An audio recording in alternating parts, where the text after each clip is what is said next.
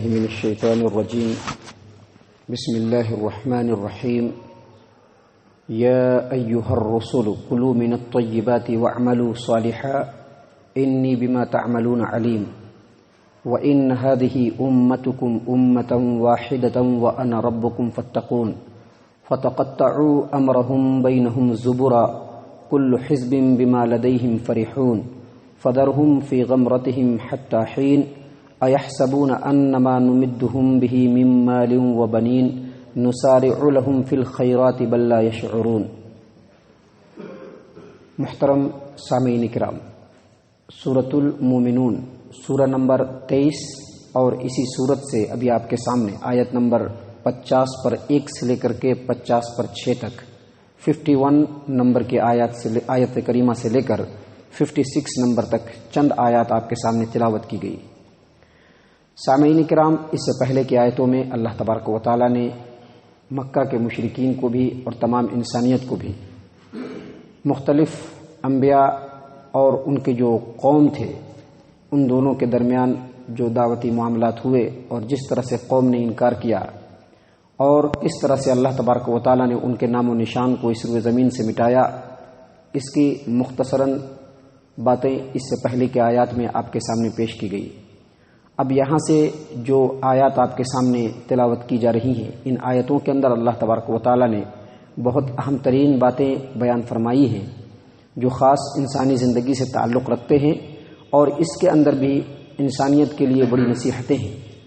اللہ تبارک و تعالیٰ نے فرمایا، یا ایھا الرسل کلوا من الطیبات واعملوا صالحا، اے رسولوں کی جماعت پاکیزہ رزق کھاؤ. اے رسولوں کی جماعت، یہاں پر یا ایھا الرسل جو ہے اس کا مطلب ہے اے رسولوں کی جماعت. اس کا مطلب یہ نہیں ہے کہ اللہ تعالیٰ نے تمام رسولوں کو جمع کر دیا تھا اور جمع کر کے سب لوگوں کو مخاطب کیا، سارے رسولوں کو، بلکہ اس کا مطلب یہ ہے کہ جتنے بھی رسول اس روئے زمین پر آئے سبوں کا عقیدہ جو ہے وہ ایک تھا، سب ایک ہی اصول دین کو ماننے والے، سب کے دین کے جو اصولی احکام تھے بالکل برابر تھے. اسی لیے اللہ تبارک و تعالیٰ نے تمام نبیوں کا اکٹھے ذکر کر کے کہا، یا ایھا الرسل کلوا من الطیبات، اے رسولوں کی جماعت پاکیزہ روزی کھاؤ. اور یہاں پر جو پاکیزہ روزی کھانے کا حکم رسولوں کو دیا جا رہا ہے تو صرف یہ حکم رسولوں کے لیے نہیں ہے بلکہ یہ حکم عام ہے. یہی وجہ ہے کہ اللہ تبارک و تعالیٰ نے قرآن کریم کے اندر دوسری جگہوں پر تمام انسانوں کو مخاطب کرتے ہوئے کہا. سورۃ البقرہ آیت نمبر 168 میں اللہ فرماتے ہیں، یا ایھا الناس کلوا مما فی الارض حلالا طیبا، اے لوگو زمین کے اندر جتنی بھی حلال چیزیں ہیں وہ کھاؤ، ولا تتبعوا خطوات الشیطان، اور شیطانوں کی پیروی نہ کرو. اور بعض جگہوں پر اللہ تبارک و تعالیٰ نے ایمان والوں کا نام لیا. اس کا مطلب یہ ہے کہ یہ جو پاکیزہ روزی کھانے کا جو حکم ہے اللہ تبارک و تعالیٰ نے پوری انسانیت کو دیا ہے، اور پاکیزہ روزی کے جو ذریعے ہیں اس کو استعمال کرنا اور حلال رزق اور حرام رزق سے کنارہ کشی کرنا، حلال رزق کو حاصل کرنا اور حرام رزق سے کنارہ کشی کرنا، یہ اس قدر ضروری ہے کہ اللہ تبارک و تعالیٰ نے تمام نبیوں کو اس بات کا حکم بھی دیا اور تمام نبیوں نے اس پر عمل کر کے بھی دکھلایا. اللہ کے رسول صلی اللہ علیہ وسلم کا فرمان ہے، صحیح البخاری کتاب الاجارہ، صحیح البخاری کتاب الاجارہ، باب راعی الغنم علی قراریط. اللہ کے رسول صلی اللہ علیہ وسلم نے فرمایا، جتنے بھی نبی اس روئے زمین پر آئے سبوں نے بکری کو چرا کر کے روزی روٹی کمایا. اللہ کے رسول صلی اللہ علیہ وسلم سے پوچھا گیا کہ کیا آپ نے بھی چرایا؟ کہا کہ ہاں، میں نے بھی مکہ والوں کی بکری چند سکوں کے عوض، چند قرات کے عوض جو ہے میں نے مکہ والوں کی بکری کو چرایا ہے. اور صحیح البخاری کتاب البیوع کی ایک اور روایت ہے کہ اللہ کے رسول صلی اللہ علیہ وسلم نے فرمایا کہ اللہ کے نبی داؤد علیہ السلام اپنے ہاتھ کی کمائی کھایا کرتے تھے. لہٰذا یہ حلال ذریعے کو استعمال کر کے روزی کمانا اور حرام رزق سے بچنا یہ بالکل ضروری ہے.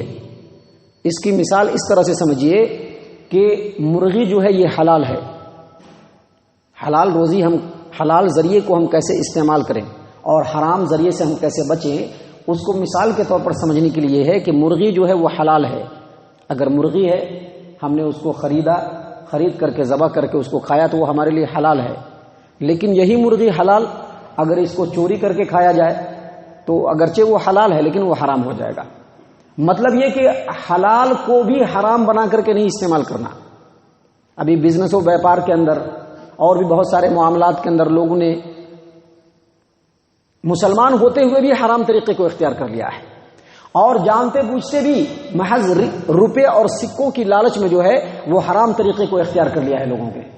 حالانکہ آپ اس آیت کریمہ پر غور کریں گے تو آپ دیکھیں گے کہ اللہ تبارک و تعالیٰ نے اللہ تبارک و تعالیٰ نے نبیوں کی جماعت کو مخاطب کرتے ہوئے کیا کہا یا ایھا الرسل کلوا من الطیبات واعملوا صالحا، اے رسولوں کی جماعت پاکیزہ روزی کھاؤ اور نیک اعمال کو انجام دو۔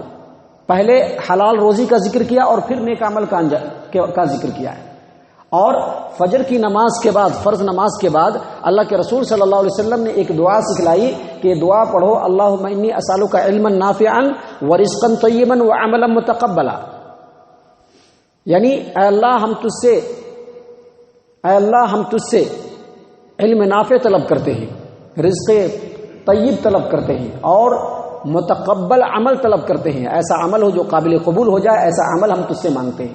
تو یہاں پر بھی پہلے حلال رزق کا ذکر ہے اور بعد میں عمل متقبلہ کا ذکر ہے۔ تو اس کا مطلب یہ ہوا کہ اگر کسی کی کمائی میں حرام کی تھوڑی سی بھی آمیزش ہوگی تو وہ عبادت کرتے کرتے تھک جائے، 70 برس کی جو عمر اس کو ملنے والی ہے وہ 70,000 برس کی اس کو عمر مل جائے، اور 70,000 برس تک وہ عبادت کرتا رہ جائے، اس کی عبادت قابل قبول بالکل نہیں ہو سکتی ہے۔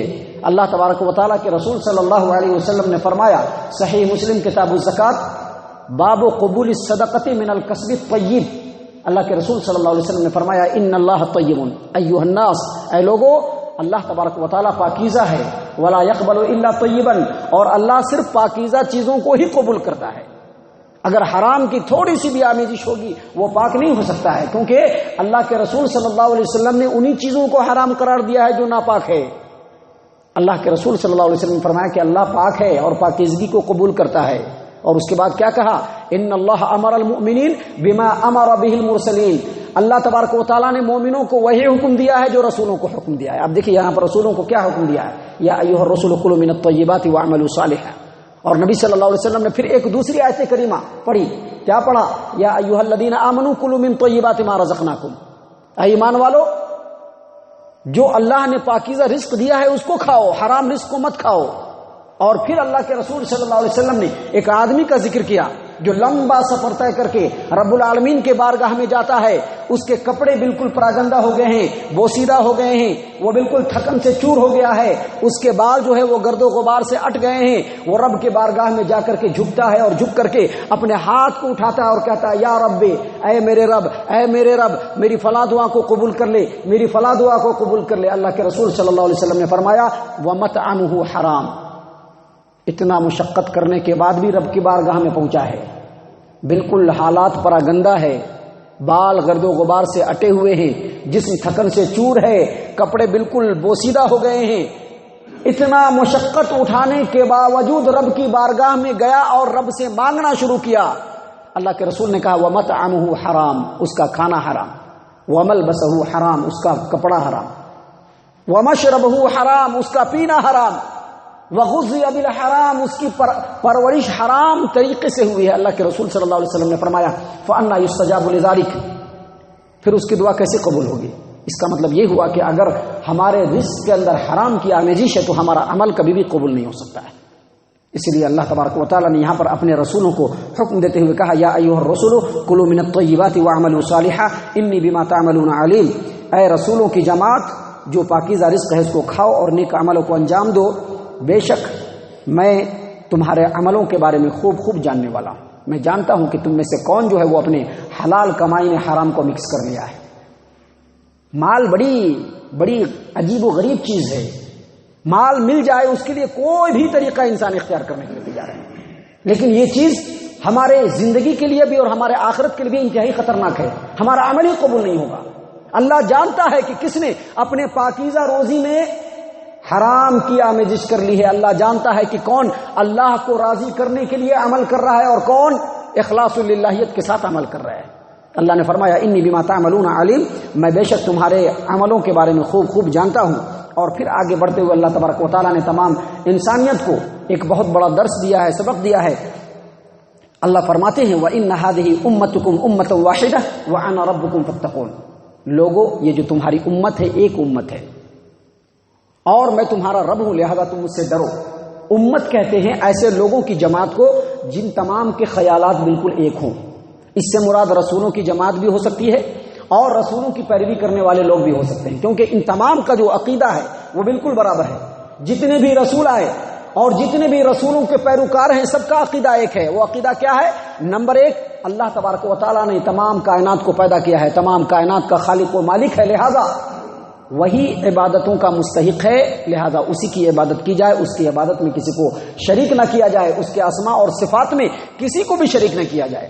نمبر دو، انسان دنیا کے اندر پیدا ہوا ہے، دنیا کے بعد وہ مرنے والا ہے، مرنے کے بعد رب کی بارگاہ میں آنے والا ہے، وہاں آئے گا تو اپنے عملوں کے بارے میں رب کے سامنے اس کو حساب دینا ہوگا، اور جس نے جیسا عمل کیا ہوگا ویسا ہی اس کو بدلہ ملے گا، لہذا لوگوں تم مجھ سے ڈرو۔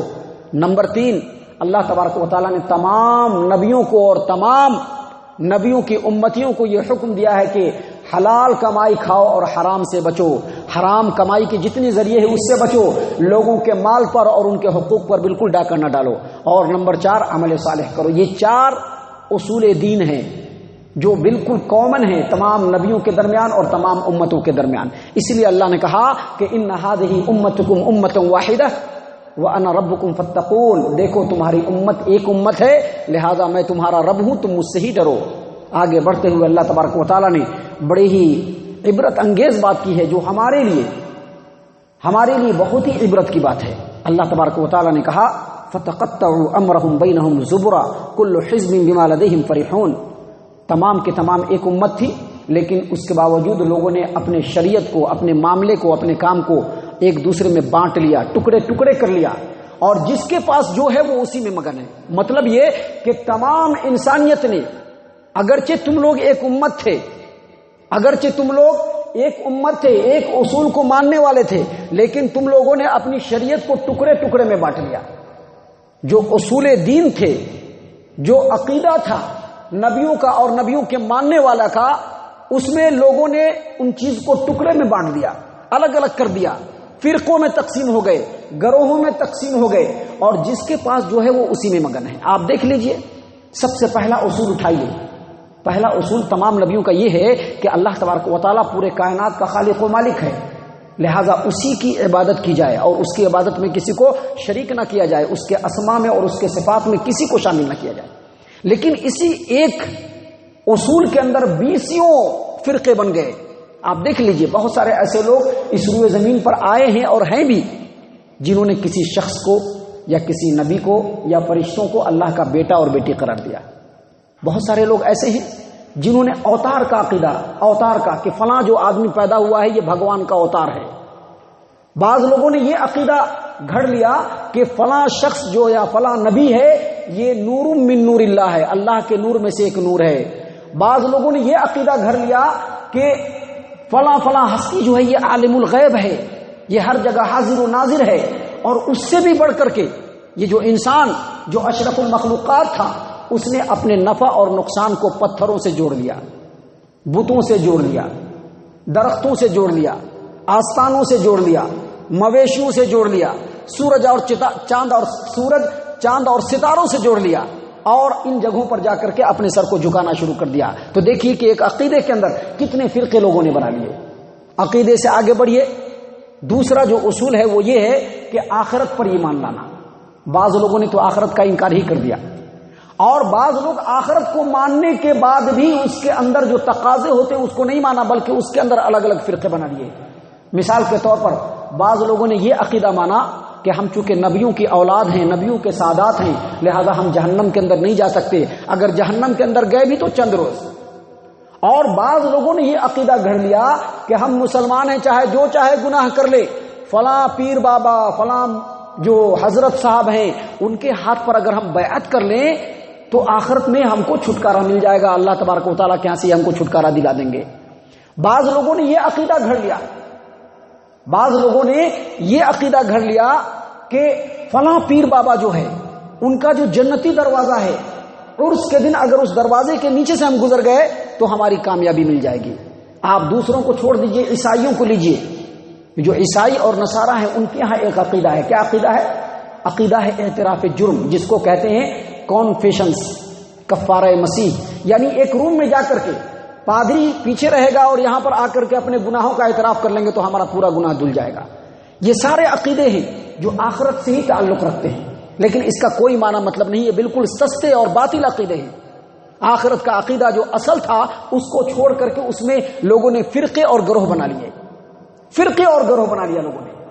آپ تیسرے چیز کو لیجئے، یعنی اللہ تبارک و تعالیٰ نے ہر نبی کو اور ہر امت کو یہ حکم دیا کہ حلال کھانا ہے اور حرام سے بچنا ہے، لیکن اس میں بھی لوگوں نے کمی بیشی کی. بعض صوفی قسم کے لوگ، مشائخ قسم کے لوگ، رہبان اور احبار قسم کے لوگ، ان لوگوں نے کیا کیا کہ جو چیزیں حلال تھی اس کو حرام قرار دیا.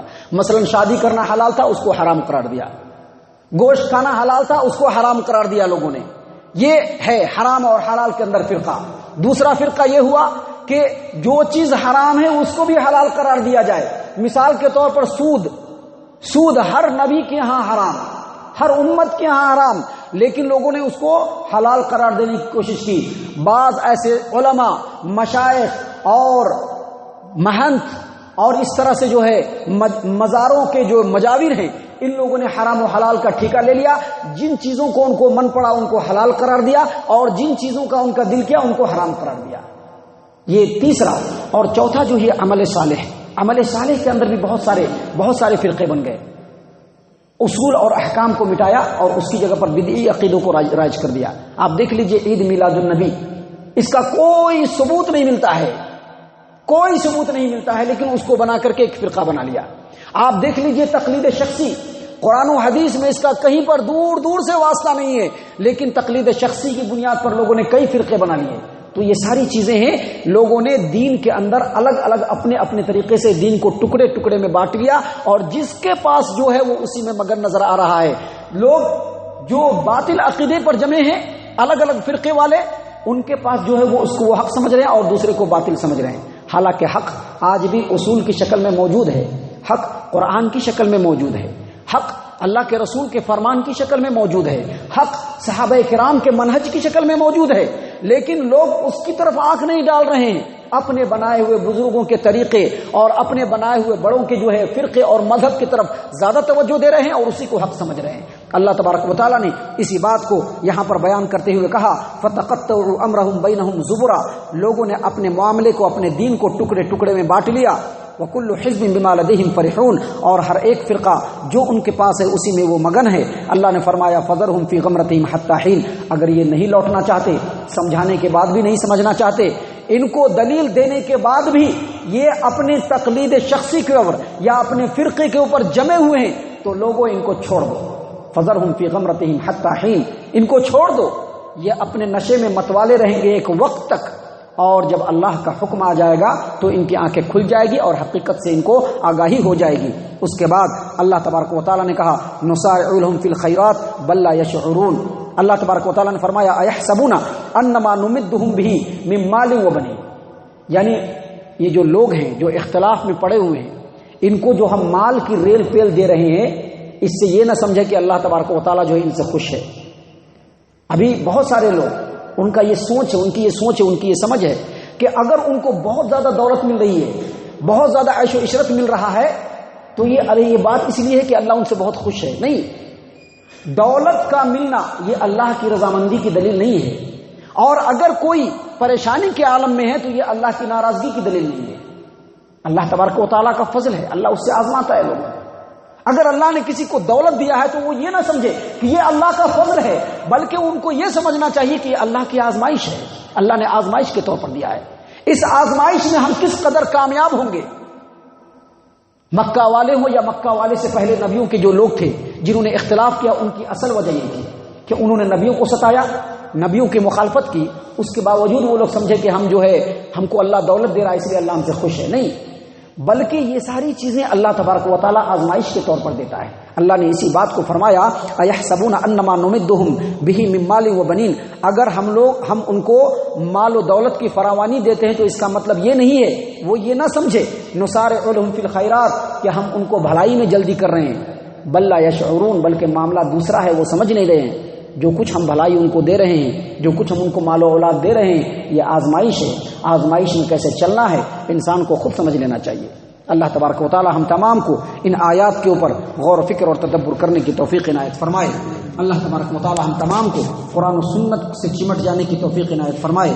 اللہ تبارک و تعالی ہم تمام کو نبی صلی اللہ علیہ وسلم کا متبع اور فرما بردار بنائے۔ آمین یا رب العالمین، وما علینا الا البلاغ المبین۔